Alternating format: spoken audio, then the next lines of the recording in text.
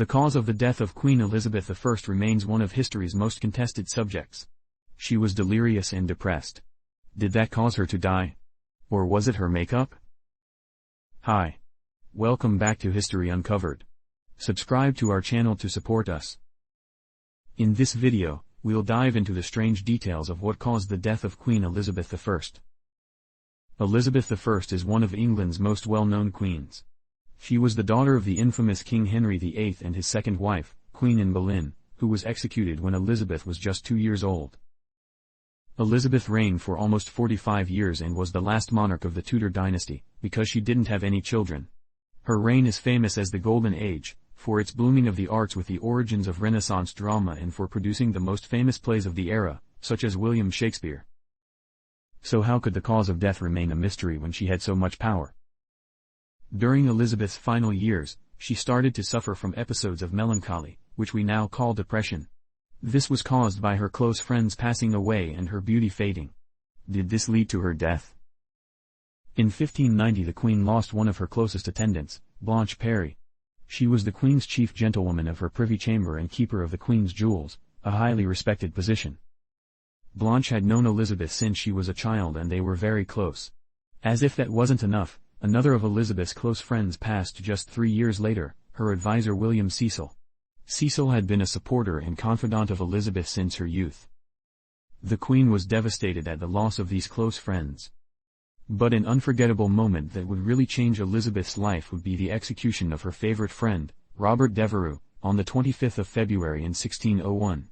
Elizabeth was forced to execute him, because he was charged with high treason. From this moment, Elizabeth's mental health is degrading drastically and she decides to retire.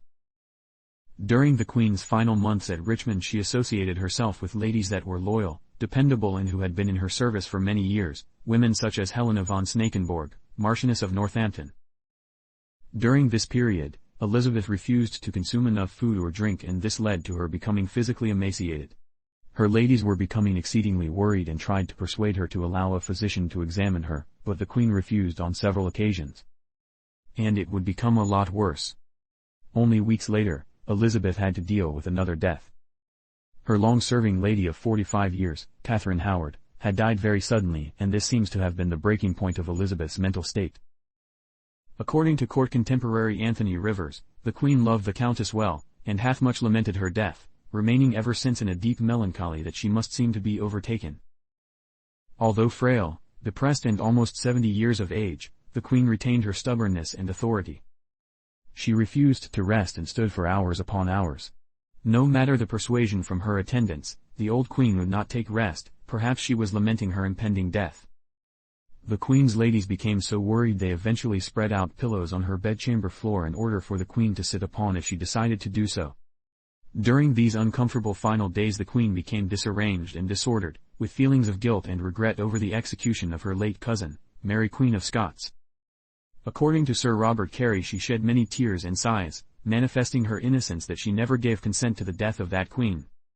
On top of that, she began to be plagued by visions of people she had previously known, including the late Scottish Queen, and her throne rival Lady Catherine Grey, whose son Edward had a claim to the throne. From this point, it was obvious that the Queen was dying.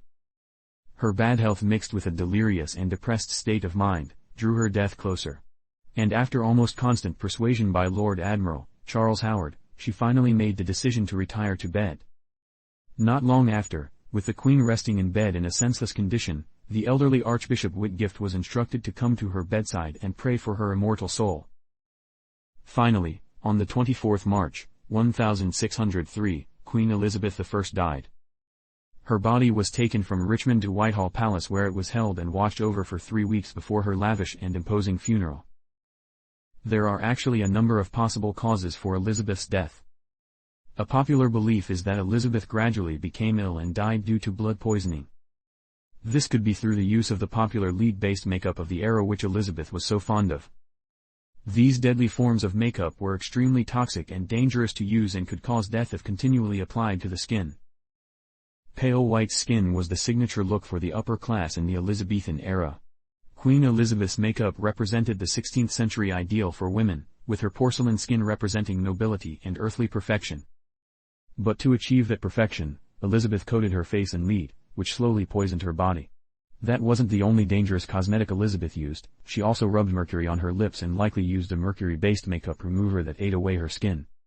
It could also have been possible that Queen Elizabeth had cancer, which could have developed over the final year of Elizabeth's life. Her death could have even been a simple bronchial infection that later developed into pneumonia due to the Queen's advanced age and weak immune system.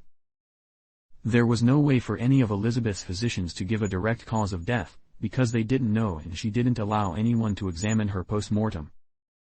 Queen Elizabeth I will go into history as one of the best queens. Thanks for watching and don't forget to subscribe.